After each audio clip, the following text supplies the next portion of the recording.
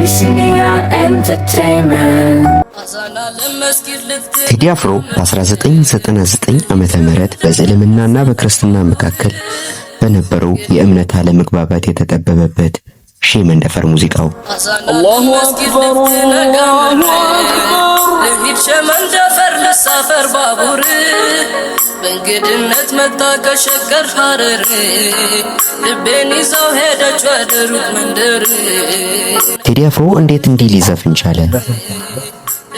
ለምን እኔ ልማል ባላህ አንቺም በቁልቢ ክርሽን ሳትፈቺው ነይ ከቤቴ ግቢ ብሎ ሲያቀነቅነ ይሄ በየትኛውም እምነት ይፈቀዳልን? ተዋደው ያለበት እስላም ክርስቲያኑ እንግዲህ ቴዲ አፍሮ ልቡ መሰበሩንና ፍቅሩን ፍለጋ መንገደኛ መሆኑን ገና በሙዚቃው መጀመሪያ ስንኝ ላይ ግልጽ አድርጎ ይነግረናል።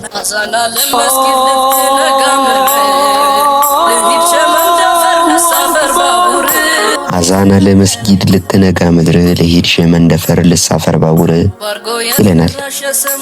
ቤተ ክርስቲያን አህዱ ብሎ አምላክን ለማመስገን ቅዳሴ እንደሚጀምረው ሁሉ አዛን ማለትም የእስልምና እምነት አባቶች በጠዋት መስጊድ ገብተው አዛን እያሉ አምላካቸውን ያወድሳሉ። ቴዲ አፍሮም በጠዋት ተነስቶ አምላኩን ካመሰገነ በኋላ በድንገት መታ ልቡን የሰረቀችውን ወጣት እንስት ፍለጋ ወደ ሸገር ያዘግማል። ጉዞ በሸመንደፈር ሐዲድ ወደ እዛች ልብ ሌባ ተዋደው ያለበት እስላም ክርስቲያኑ ተዘነጋሽ እንደ ኢትዮጵያ መሆኑ አንቺም በሃይማኖትሽ እኔም በሃይማኖቴ መኖር እንችላለን አይጠበንም ቤቴ። ተዋዶ ያለበት እስላም ክርስቲያኑ ተዘነጋሽ እንደ ኢትዮጵያ መሆኑ አንቺም በሃይማኖትሽ እኔም በሃይማኖቴ መኖር እንችላለን አይጠበንም ቤቴ ይላታል። ሰውን እያነጋገረ ያለው ስንኝ እንግዲህ ይህ ነው። ላዩን ስናየው ማለትም ይሄ ግጥም ሰሙ በእምነት ደረጃ ይፈቀዳል ወይ ስንል አይፈቀድም ነው መልሳችን። እና እንዴት ቴዲ አፍሮ እንዲህ ሊዘፍን ቻለ? ለምን አይጠበንም ቤቴ ሊል ቻለ? ስለ እምነቱ አያውቅምን ብንል ደግሞ እንደውም ከመጠን በላይ ይሆናል መልሳችን። እንዴት ብለን ስንመራመርና ወርቁን ስናወጣ ግን ቤቴ ብሎ መኖሪያው አድርጎ ከወርቅም ወርቅ ያደረጋት መኖሪያ ሀገሩን ኢትዮጵያን ነው። ቤቴ እንዴት ድንቅ አገላለጽ! እንግዲህ በዚህች የአራት መስመር ግጥም ውስጥ ጥልቅ መልእክት ይነግረናል። በልቡ ሌባ በኩል እንዲህ ይለናል፣ ወገኖቼ ለምን እንባላለን? ቤቴ እኮ ቤታችሁ ነው፣ አይጠበንም ስለምን እንገፋፋለን ይለናል። ውብ አርጎ ቢሰራሽ የሰማይ ፈጣሪ አይደል ሰው እንድትገይ ያለህን ሳትፈሪ ሲወዱሽ አታውቂ ወይሽ አትምቢ እያለ ገጸ ባህሪው ወደ ሆነችው የልቡ ሌባ የሸገረ ወጣት ልባችንን እያንጠለጠለ በምናብ ወደ እሷ አብሮ ይወስደናል። ያችን መልከ መልካም ያችን ባለ ማህተቧን ወጣት በልባችን ስሎ አብሮ ከሱ እኩል ያብሰለስለናል። እኔ ሀገሬ ሐረር ትውልዴ ቁልቢ ንግስ ብለሽ መጠሽ ከልቤ ብትገቢ ካልወጣው ከአስርቱ ከሲፈቱ ሲታ አንቺን በመውደዴ አይቆጣም ጌታ። ምን አይነት ወጣት ብትሆን ነው እንዲህ ልቡን ያጣላት እንዲህ ጨርቁን ጥሎ እስኪያብድ ድረስ በፍቅር የተነደፈው? እንግዲህ ይሄን አራት መስመር ግጥሙን ሰሙን ስናይ የሳላትን ያችን መልከ መልካም ገጸ ባህሪ እንዲህ ይላታል። እኔም ሐራም እስካልሰራው አንቺም ኃጢአት እስካልሰራሽ ድረስ ጌታችን አይቆጣንምና ነይ ቤቴ ግቢ እያለ በመረዋ ድምፁ ያባብላታል። ከዚህ ራቅ ብለን ወርቁን ስንመለከት ደግሞ እንዲህ እያለ ፍቅርን ከእምነት ጋር ይሰብከናል። እኛ ስንዋደድ ፈጣሪም ደስ ይለዋል፣ ሰላም ስንሆን የምንሻውን ይፈጽምልናል። ይሄንን በማድረጋችንም አይቆጣንም።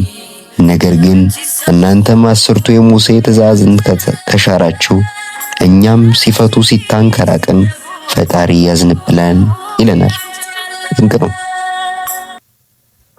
ሸገር አዲስ አበባ አንቺ ያለሽበት ራጉይ ላይ ደሎ ያኗር ጎረቤት ቅዳሴና ዛኑን አጥር ቢለያቸው ፈጣሪ ከሰማይ አንድነትም ናቸው። እነዚህ አራት መስመር ስንኞች ደግሞ ገራሚ የሆነ ፍቅርን የሚሰብኩ ሐሳብ አላቸው። ግን ላዩን እንደው እውነት ቅዳሴና አዛንን የሚለያቸው አጥር ብቻ ነው? ለፈጣሪ ሳንዶኖ ነው የሚደርሱት ስንል ደግሞ አይደለም ነው መልሳችን።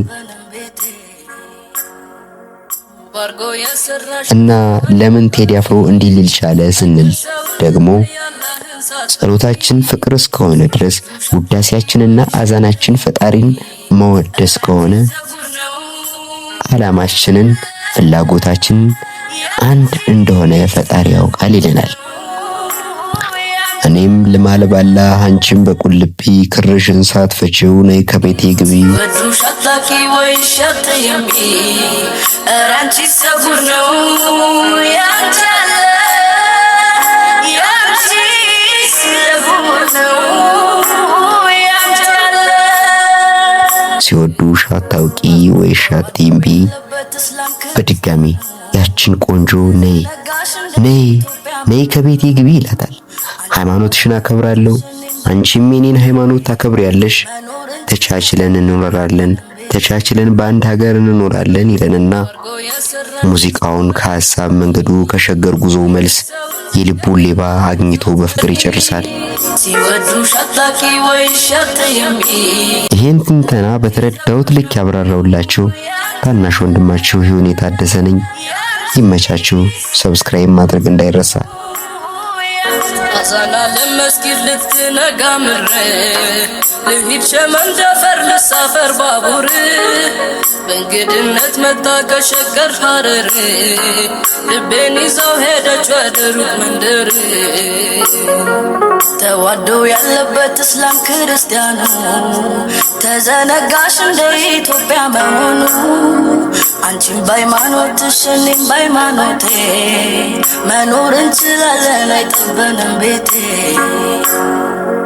ባርጎ የሰራሽ የሰማይ ፈጣሪ አይደርሰው እንድትገይ አላህን ሳትፈሪ ሲወዱሽ አታኪ ወይ ሸት የሚ ራንቺ ሰጉር ነው ያ